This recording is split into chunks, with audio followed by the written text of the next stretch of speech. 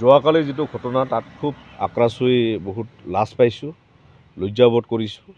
আমাৰ এটাই কথা হৈছে কি কোচ ৰাজবংশীসকলৰ জাতীয় স্বাভিমান অটুট ৰখাৰ বিভিন্ন খিলঞ্জীয়া জাতি জনগোষ্ঠীৰ লগত একেলগে আমি মিলিত হৈ যাতে অসমত চলিব পাৰোঁ তাৰ কাৰণত আমাৰ এটা সংগ্ৰাম চলিছিল আৰু সেই সংগ্ৰামৰ মাজেদি আমাক চৰকাৰে ক্ষুদ্ৰতম এখন কমতাপুৰ অট'নমাছ কাউন্সিল দিছে আৰু কোচ ৰাজবংশীসকল কমতাপুৰ বিচাৰিছিল। তেনে ক্ষেত্ৰত আমি দুখেৰে ক'ব বিচাৰিছোঁ কমতাপুৰ ৰাজ্য বিচৰা এটা জাতি আজি অট'নমাছ কাউন্সিলত দিয়াৰ ক্ষেত্ৰত এইখিনি যিখিনি ভালভাৱে পৰিচালনা কৰিব লাগিছিল নৰনাৰায়ণ চিলাৰায়ৰ আদৰ্শেৰে যিদৰে চলিব লাগিছিল আমি তাতে দেখিবলৈ নাপালোঁ।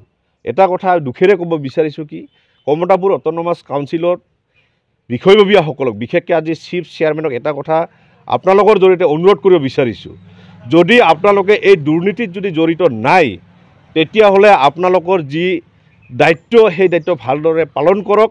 আপোনালোকৰ জাতীয় চেতনাতা জাগ্ৰত কৰে যিসকল জাতিৰ প্ৰতি দায়বদ্ধতা নাথাকে সেইসকল ব্যক্তি KCৰ ফালৰ পৰা উলিয়াই দিয়াৰ ব্যৱস্থা কৰক। কাৰণ আমি দেখিবলৈ পাইছোঁ আৰু আমাৰ যি উদ্দেশ্য আমাৰ লক্ষ্য উদ্দেশ্য আছিল কোচ ৰাজবংশী সমাজত সুস্থ সবল এখন শক্তিশালী আমাৰ সমাজত দৰকাৰ কাৰণত কমতাপুৰ অট'নমাছ কাউন্সিলখন চলিব লাগে।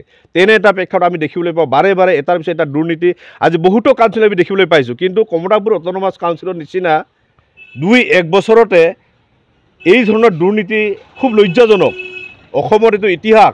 সেইকাৰণে এটা কথা কৈছোঁ কি আপোনালোকে কমতাপুৰ অট'নমাছ কাউন্সিলত গোটেই যি অযোগ্য ব্যক্তি সেইটো ক'ব বিচৰা নাই, কিন্তু যিসকল জাতিৰ প্ৰেম একেবাৰে নাই জাতিৰ সত্তা একেবাৰে পাহৰি গৈছে সেইসকল ব্যক্তি আপোনালোকে চিহ্নিত কৰি তাৰ পৰা উলিয়াই দিয়াৰ ব্যৱস্থা কৰক। লগতে অসমৰ মাননীয় মুখ্যমন্ত্ৰী ডাঙৰীয়াক এটা কথা অনুৰোধ কৰিব বিচাৰোঁ, যিহেতু কোচ ৰাজবংশীসকলৰ ভৱিষ্যত উত্তৰণৰ কাৰণে আপোনালোকে কমতাপুৰ অট'নমাছ কাউন্সিলখন দিছে, এই কমতাপুৰ অট'নমাছ কাউন্সিল যি ধৰণৰ বেমেজালি চলিছে এই বেমেজালিটো লৈ জাতিটোক আৰু পুনৰ লজ্জাজনক যাতে নহয় তাৰ কাৰণে আপোনালোকে বিহিত ব্যৱস্থা কৰক আৰু এইখন কমিটি অতি শীঘ্ৰে ভংগ কৰি নতুন কমিটি গঠন কৰে আৰু কোচ ৰাজবংশী সমাজত যোগ্য ব্যক্তিৰ অভাৱ নাই।